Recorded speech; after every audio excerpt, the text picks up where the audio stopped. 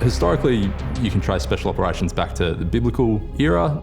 Special operations historically have been seen as tactical units and largely historically employed in support of a larger conventional campaign. If we look at the story of Gideon in the book of Judges, it essentially fits the definition of a special operation as we would understand it today. Small unit missions that operate in denied territory or semi-permissive territory or politically sensitive environments. Gideon recruits an elite force from his larger army, and they then use unconventional methods to achieve a much bigger effect than their size would suggest possible, essentially frightening an enemy army into submission and to fleeing the battlefield. A small unit with special skills able to operate in those difficult environments. The forerunner of today's Special Operations Forces, or SOF, were units cobbled together to achieve a specific task. Like David against Goliath, their means were often limited, their methods unconventional. Special Operations Forces are those that do those jobs that don't fall comfortably within the traditional confines of conventional warfare. What special operations do is they go around it. So they're also dealing with it, but they're dealing with it in a different way. They're finding weaknesses in it. They're finding vulnerabilities. And again, they're going to circumvent the major forces. Operating covertly, Special Operations Forces through the First and Second World Wars undertook daring raids, achieved unexpected outcomes, then disappeared into the night. In the public consciousness, mythology surrounding them grew. Who were these elite secret soldiers? There is such a mystique and so many legends around special operations because of the secrecy of them that actual accurate study of the history of special operations is absolutely key to both understanding what they're capable of and certain pitfalls to avoid. An iconic special operation, albeit that one that ended in defeat for those American special forces involved, was the Battle of Mogadishu in 1993. Part of the Somalian Civil War and the UN intervention there, a US Special Forces task force was tasked with trying to capture certain key figures. Unfortunately, this particular mission went awry. A number of US helicopters were shot down, a number of US personnel were killed, and the force had to sort of withdraw with its casualties in some disorder back to its base. It was immortalised in the book Black Hawk Down, which was subsequently turned into a film, and the imagery of a handful of American soldiers trying to fight off these hordes of Somali militiamen who are trying to overrun them has become iconic in the public imagination and has sort of been repeated in various other forms of media again and again and again.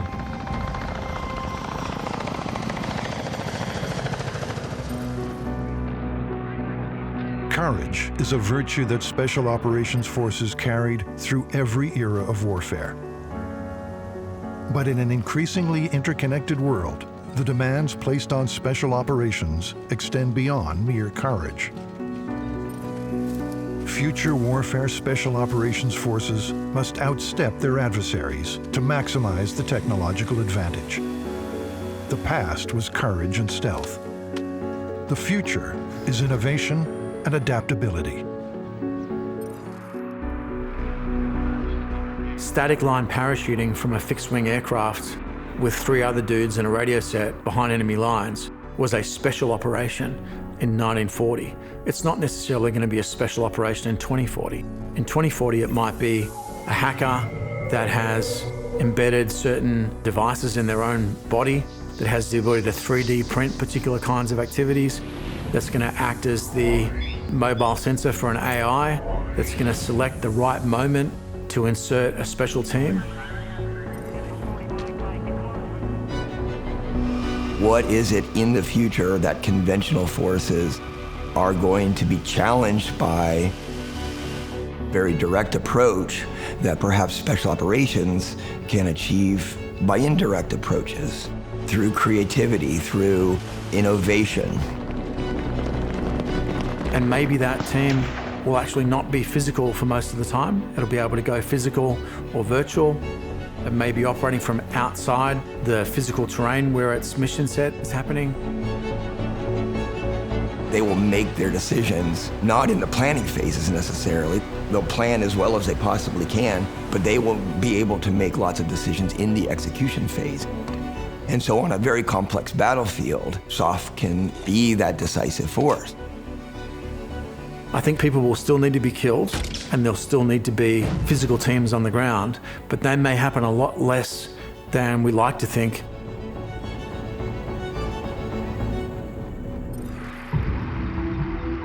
Elite espionage agents have been part of warfare for a long time. But it was during World War II that military commanders and politicians really began to understand just how effective they could be. The earliest heyday of special operations was in World War II with the founding of the Special Operations Executive in the United Kingdom. It was British Prime Minister Winston Churchill who formed commando units to engage in special operations during World War II, after being directly inspired by South African commando units during the Boer War. And Churchill had seen firsthand how these small groups of Afrikaans had been able to tie down much larger British forces by using unconventional methods. And that was the kind of impact he was looking for. World War II is kind of the classic example where the Special Operations Executive had a major role in supporting the partisan forces in Europe, also in Asia. In 1940, the British have just seen the fall of France, they've seen Poland overrun, they've seen the collapse of Norway and Denmark, they are suddenly isolated against Hitler's Germany. By June of that same year, Churchill's commando units were carrying out raids behind enemy lines. It was through his support against the military traditional hierarchy that the Special Operations Executive was formed and that it became an incredibly robust organization. There were several key learning points that came out of the Second World War about special operations. The first was the need for a prepared capability. Units did need time to train and train properly for the tasks they were being asked to accomplish and be given the time for that. The other was the need to make sure that special operations units were not used for tasks that were actually better suited for conventional operations, and that becomes a recurring theme in the later stages of the Second World War.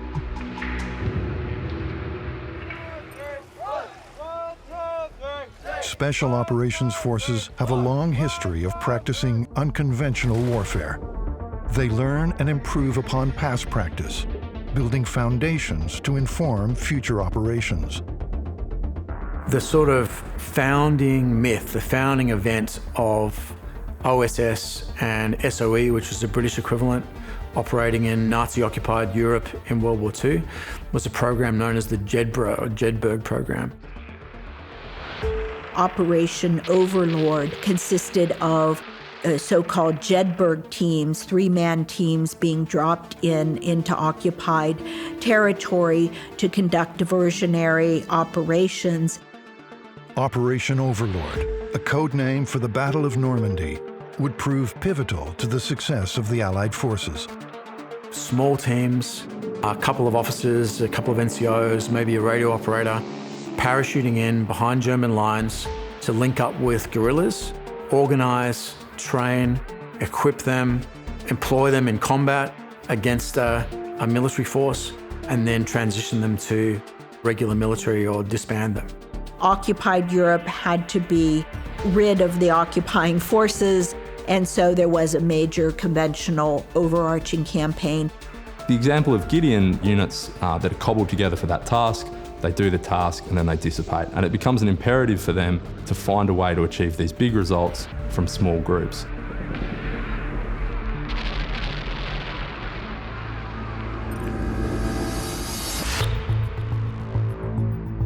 By the conclusion of World War II, Special Operations Forces were largely disbanded.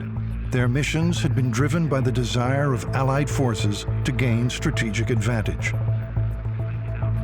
The Second World War sees this explosion in special operations as combatants look to use small groups of men to achieve these effects at an operational or strategic level in the context of the mobilisation of entire nations. But then came the Cold War, a heightening of tension between the United States and the Soviet Union, driving humanity to the brink of nuclear annihilation. Then as the Cold War increases, that capability is resurrected, often with the same names. So units that we're familiar with today, such as the Special Air Service, such as the Commandos, such as US Ranger units, all have their roots in the Second World War, but only really become a regular part of the order of battle in the 1950s and 1960s. Special Operations Forces were now recognized as being a vital part of any nation's military. Not only just in the West, but also in the communist bloc, Soviet Union and China, start to think seriously about having a permanent capability to be able to undertake special operations. Every Special Forces unit has an inherent character, a personality derived from their nation's specific cultural traits. From the British Commandos to Indonesian Kopassus and Russian Spetsnaz. Special Operations Forces might be collectively recognized for their elite skills, but it's their individualized character that sets them apart. Originally, there were only a few states that had units that could really properly be called Special Operations Forces, but now almost everybody has them. In Indonesia, Kopassus, the Indonesian Army Special Forces, they are responsible for a similar range of missions, but unconventional warfare takes place internally as well as against external enemies. A nation's culture and politics inform the operational style and the tasks undertaken by Special Operations. The Special Forces of the Soviet Union, Spetsnaz, had a role not only on the battlefield, but also in the apparatus of state security.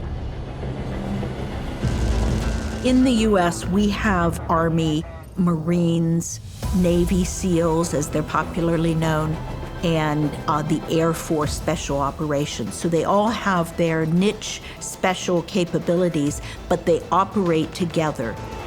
And whatever the strategic needs of war, they're going to drive tactics, they're going to drive techniques and procedures, and rightly and correctly need to adapt to those needs.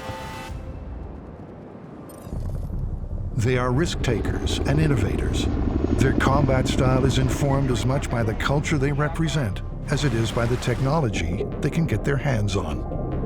One of the strengths of SOF, and historically we've seen with SOF, is they are early innovators of technology.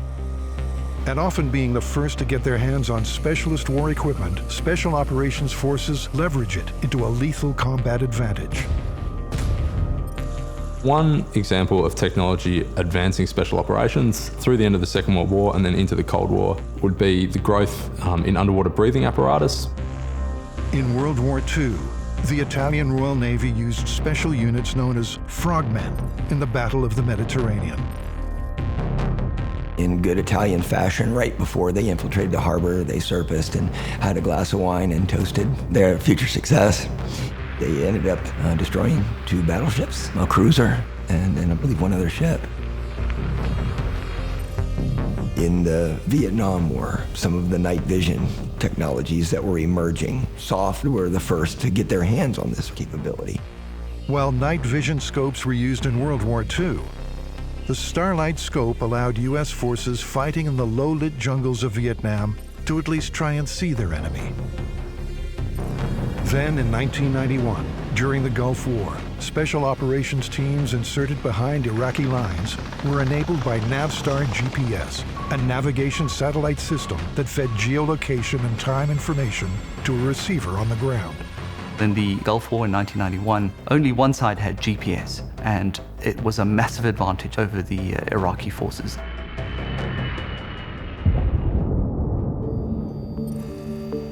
As technology continues to evolve, so too does the way that a special operations soldier will engage with future adversaries. What's a future special operations commander going to look like? What's a special operator going to look like? Mid-future is going to be redesigning special operations so that they include some cyber, electronic warfare, advanced signals intelligence capabilities. The future capabilities of Special Operations Forces are growing.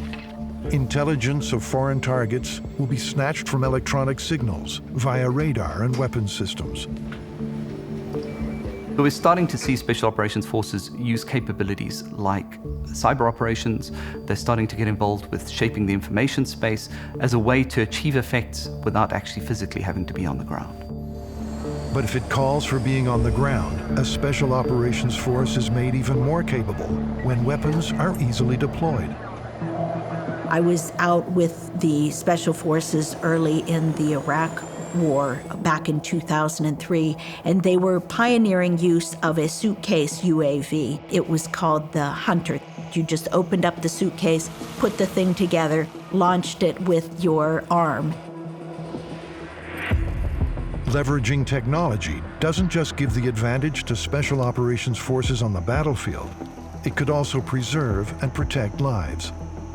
Was a big effort to develop a robotic exoskeleton called the Talos suit, protecting your operator out in the area where you don't have a field hospital.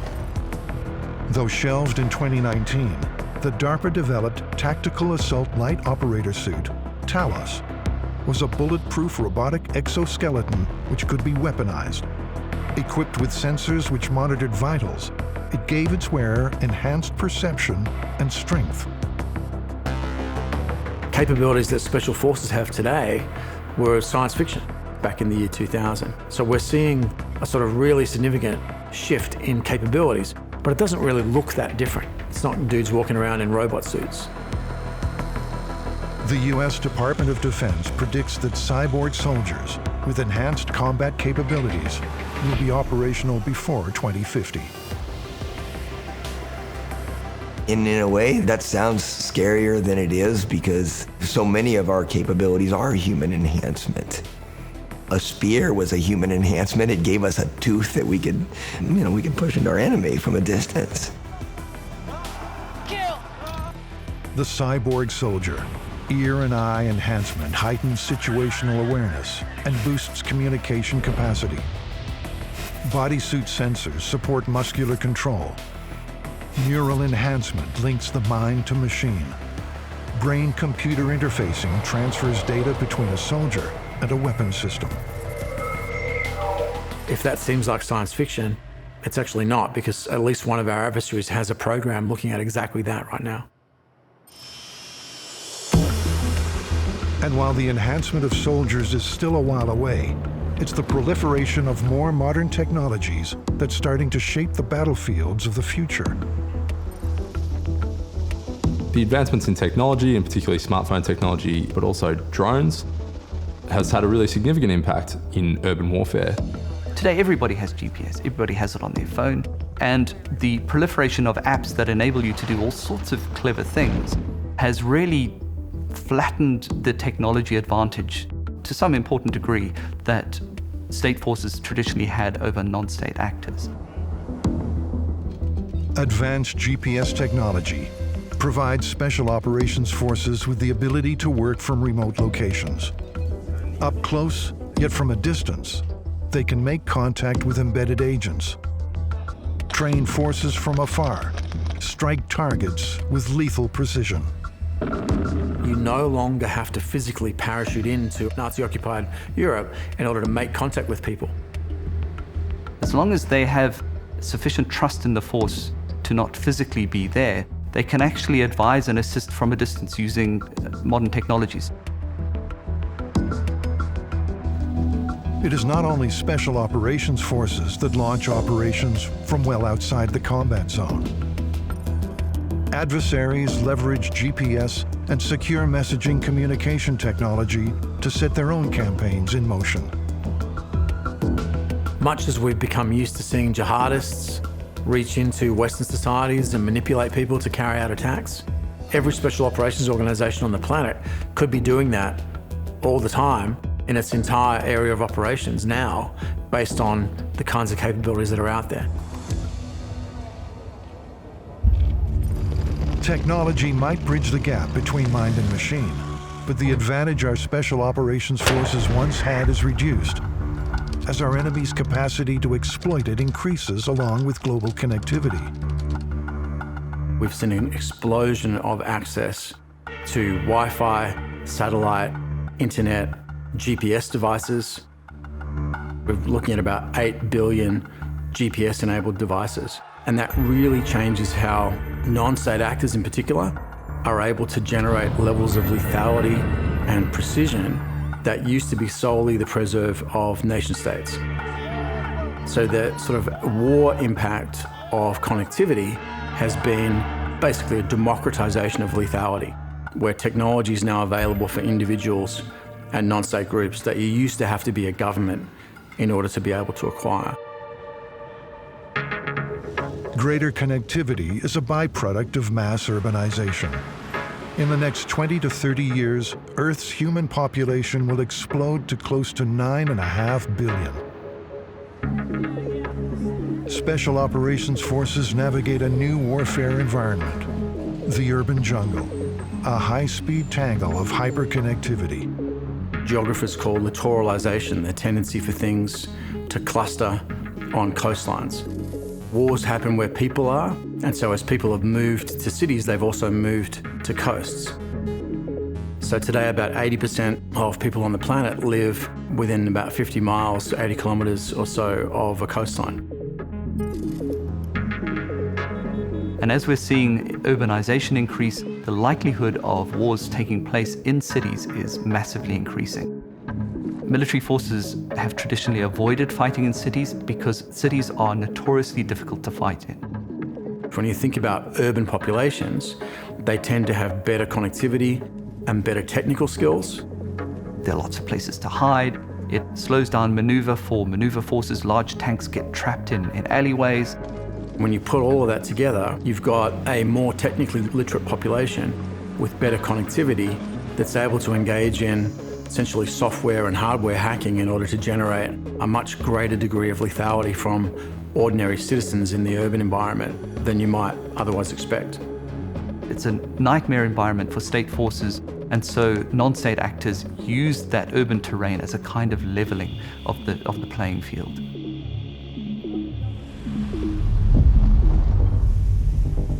Special Operations Forces once had exclusive access to high-tech toys.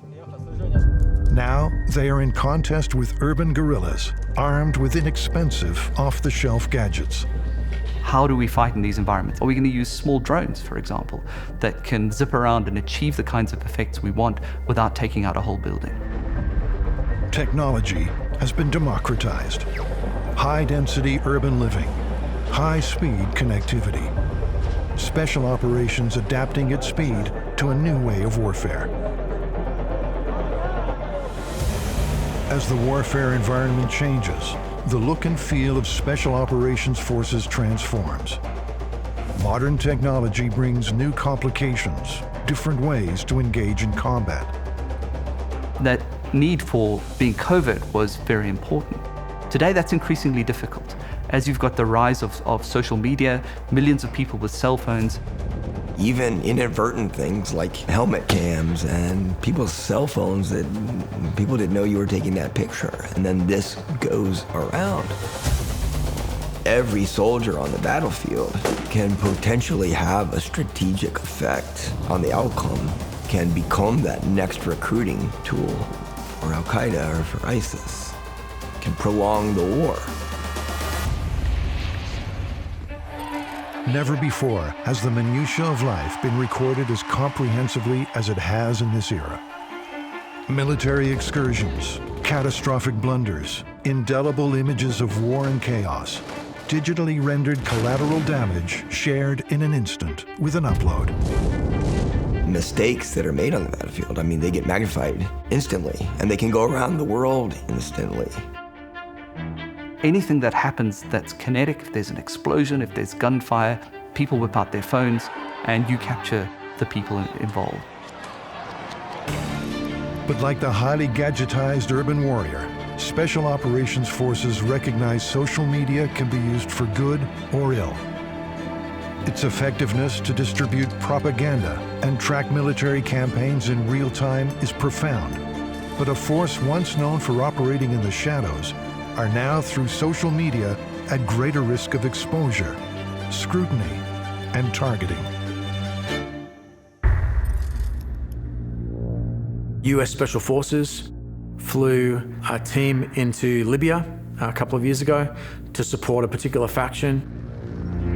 They were outed within an hour by the Libyan Air Force, which was very happy to have their allies turning up, and posted a picture of these guys on their Facebook page.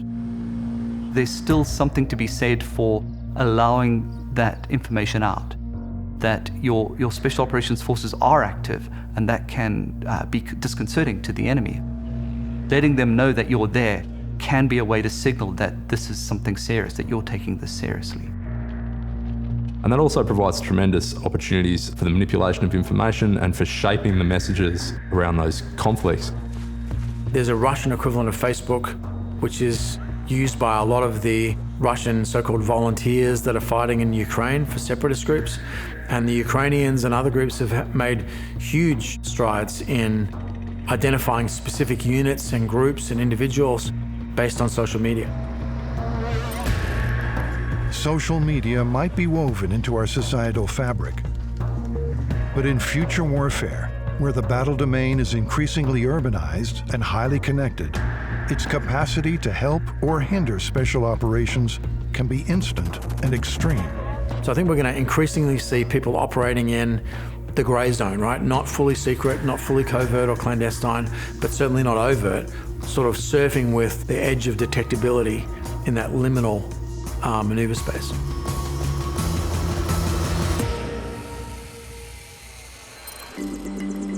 While the Vietnam War was considered the first war broadcast to the world, it was but a trickle of collective imagery compared to the tsunami of data that flows across social media platforms during modern campaigns.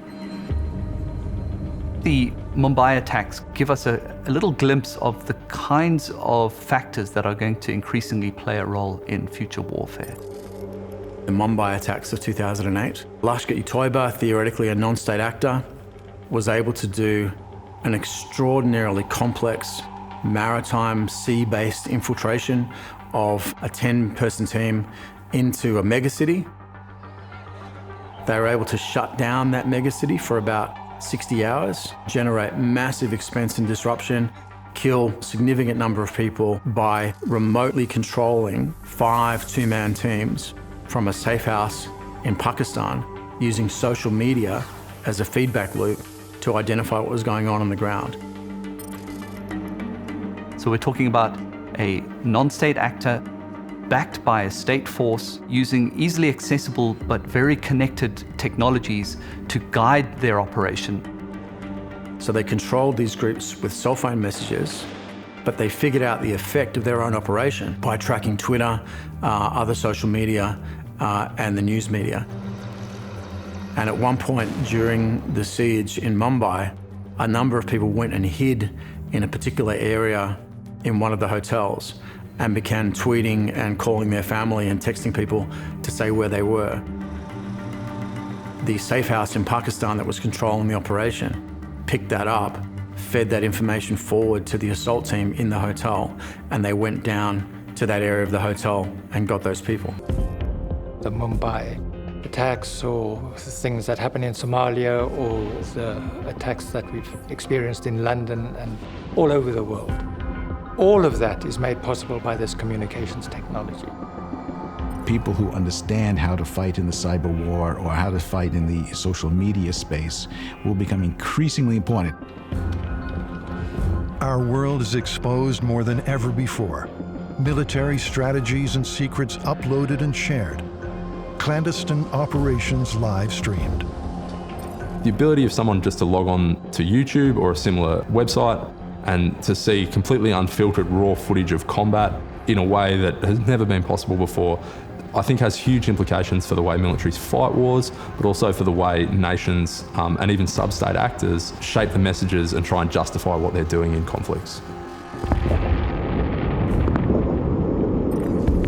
History was once written by the victors, but in future warfare, special operations are fact-checked through social media.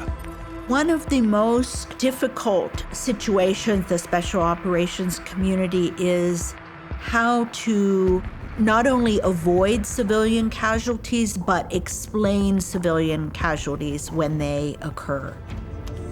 An ethical line that once might have been blurred has, through social media, been reconsidered. Special Operations Forces are now better trained to understand moral complexities, to not cross that ethical combat line. So on the one hand, you have people who say the only ethics that Special Operations Forces recognize is the ethics of not getting caught. Similarly, I spoke to a retired Special Operations officer who said that the ethics of Special Operations are to lie, rob, and kill, which seems pretty dramatic. Do you take responsibility when there is a mistake? Do you allow the military justice system to work through in a public way? Do you invite media in to see how you are conducting your operations to try to avoid civilian casualties? Most Special Operations Forces in democratic countries now undergo intensive military ethics training. But it wasn't always this way. Fellow citizens, last night I ordered U.S. military forces to Panama. No president takes such action lightly. My first time in combat was during Operation Just Cause, which was the U.S. invasion of Panama. And I had no training at the time in ethics. We're going to have to think about how we constrain what we do as we try to achieve just objectives in wars that are violent and deadly and kill people. I had no experience with the theories of moral reasoning that are out there and have worked out through the millennia. So as long as there are wars, we're going to have to think about ethics. What I did have was a 2-hour ROE brief on the day that I'm about to go into combat for my first time. I'm not really even thinking about what this lawyer is telling me. In lawyerese, I'm thinking about, okay, will I be courageous tonight? Will I be a coward? Will my men come home alive? Will I come home alive? As war gets more complicated, we're going to have to think harder about ethics, but I think it's worth it. There's a real need for Special Operations Forces to be particularly well prepared to face up to the ethical challenges that they will face up to. And that requires a lot of training. I had one Master Chief. His theory of training people was, I can't simulate fear, so I'm going to simulate uncertainty. It requires a lot of realism in their normal training, where it's not just about being able to use their weapons in the right kind of way, but it's about being able to use their weapons in the face of an ethical challenge. And on every exercise, there was a good chance you were going to lose. And there was a good chance you had to make a decision. And a lot of those decisions were loaded and freighted with moral content. Should I shoot now or shouldn't I? It's important that those things are built into the cycle of training. And that not only trains our soldiers for this idea of moral reasoning on the battlefield, but it also introduces them to the realities of war, which is your plan never survives first contact with the enemy. I think it's worth it so that we ensure that we are always on the moral high ground as we fight the wars of the future.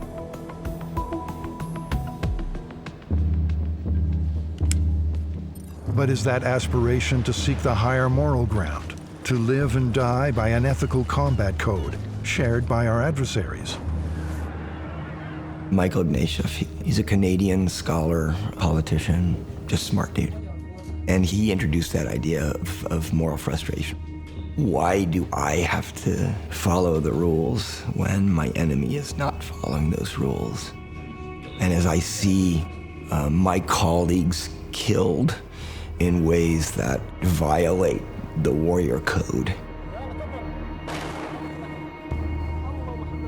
it's so vitally important that we don't give in to those impulses.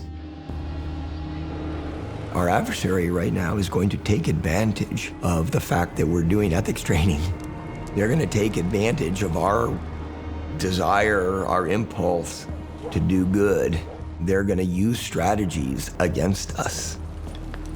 I don't think that the boundaries for ethical action change based on what the other actor is doing. But within the classical just war tradition, the reason for following the rules is more internal. We follow the rules because it makes us good moral actors.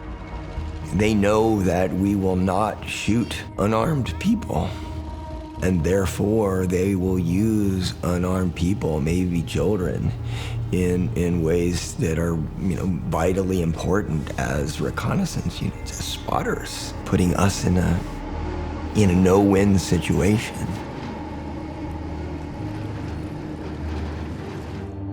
The ethics of combat that Special Operations Forces strive to uphold spring from a bedrock of cultural and religious beliefs, brought from all corners of the world that date back to antiquity and further. The classical just war traditions of Christianity, Islam, and Hinduism share an interest in the same sorts of questions. We have this idea in military ethics, particularly, of a triangle of responsibility. And that is, there's responsibility to your own forces, there's responsibility to achieve the mission, but there's also responsibility to non-combatants or local civilians. They're all concerned about questions of defending the basic rights of others, so the right to territorial or political integrity, the right for civilians not to be targeted or harmed in the midst of war. In a special operations mission, the same rules, I think, would apply as in another conflict. So we would have to ask questions such as whether or not this particular use of force is justified. So is it furthering a just cause?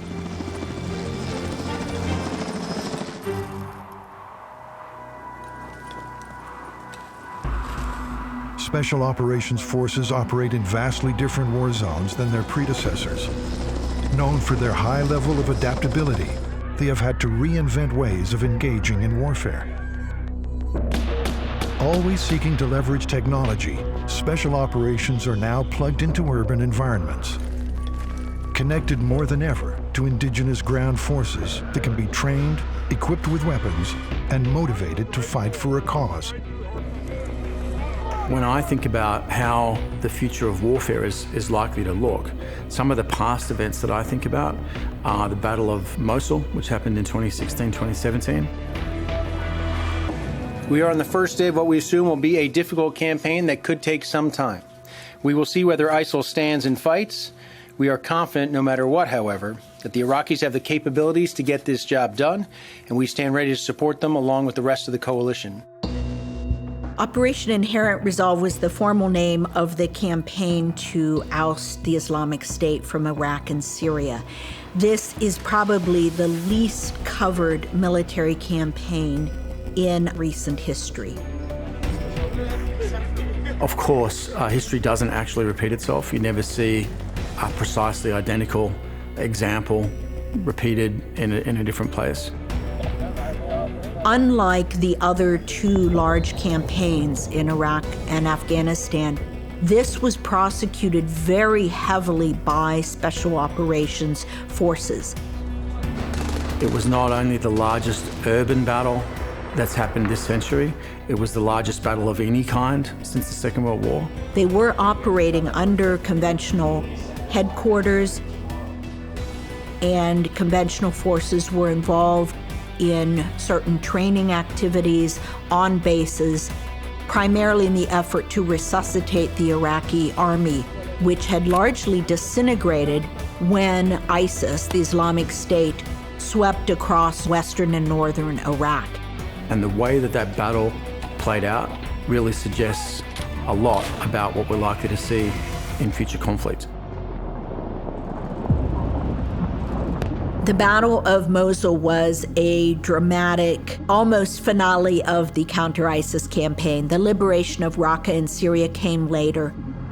But the pitched battle for Mosul will really go down, I think, as the pivot point of this war.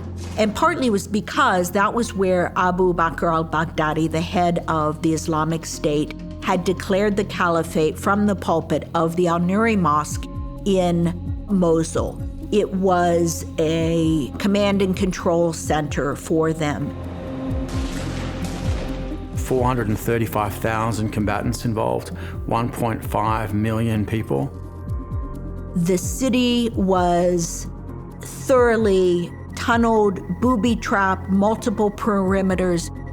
divided in two by a river with 5 bridges across it, an old Middle Eastern city, but with a modern city built around it.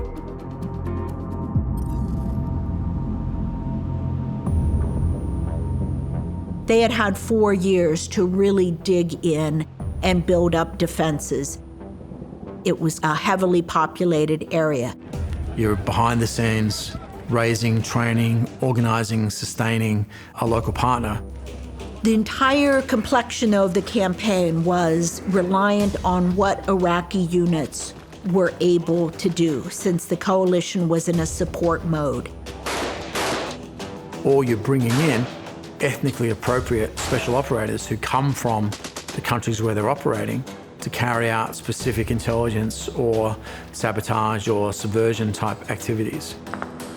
A dramatic moment occurred in the East Mosul part of the battle where 2 Iraqi divisions bogged down.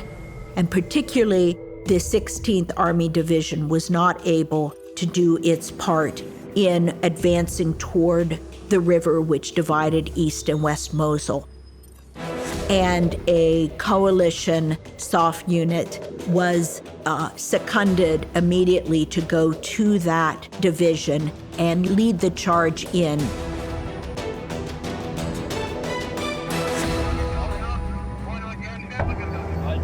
So the traditional mission for special forces when partnering with a proxy force is an advise and assist mission.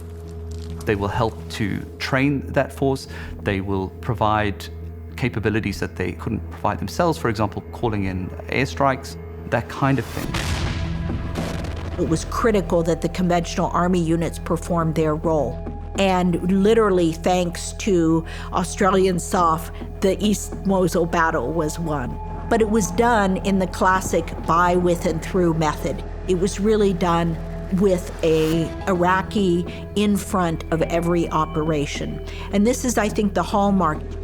As we have moved into the 21st century, we're seeing a growing shift towards a kind of warfare that relies heavily on what is sometimes referred to as indigenous mass, where the boots on the ground are indigenous forces, but they are enabled by special operations forces. It showed that it was possible to help a country fight its own fight and avoid this optic and reality of a US-led invasion or even a coalition intervention. This was helping those countries reclaim their territory. Which is much more attractive to particularly Western democracies than putting large conventional forces in place. That's a model of the future, so we're reducing the numbers of operators and leveraging those local forces. With terrorist outposts in far-flung corners of the world, special operations forces are frequently banding together in an effort to dismantle insurgent groups. Africa, I think, is a model of how special operations are going to be conducted going forward. There won't be huge numbers of deployed special operators as there were in the Iraq Operation Inherent Resolve. Africa is a very dynamic environment where there are lots of terrorist groups. They form and reform. The Sahel is a region that's perfect for a sanctuary by these groups. In Mali, within Africa's Sahel region, France led a 5-country anti-insurgent coalition force in Operation Barkhane. A number of coalition countries are coming in to help bolster the effort to build local counterterrorism forces. So there's a constant cycle of learning on both sides, of trying to outthink the other. It's like any kind of evolutionary situation. But going forward, I think we also want to think about what's the unique comparative advantage that different nations or different types of force have, and how do we exploit those? As we often say, the stupid insurgents are all dead. So those that are still here have learned, and they continue to learn, as do the special operators on the other side of the fence.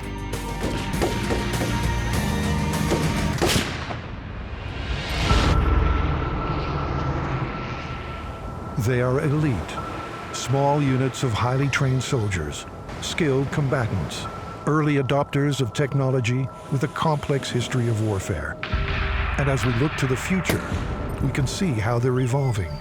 The first woman passed through successfully Special Forces selection, but I would be confident in predicting there will be the first Green Beret who's a female within the next year. Becoming less bound by boots on the ground and more reliant on hyperconnectivity. Utilizing cyber capabilities and shaping the information space as they advance ever further into uncharted future warfare domains. It will be a matter of 10 years till we see a reformed unit that is going to be conducting warfare in the virtual and cognitive domain as an equal mission to going and targeting a small group or fighting the battles they've been fighting.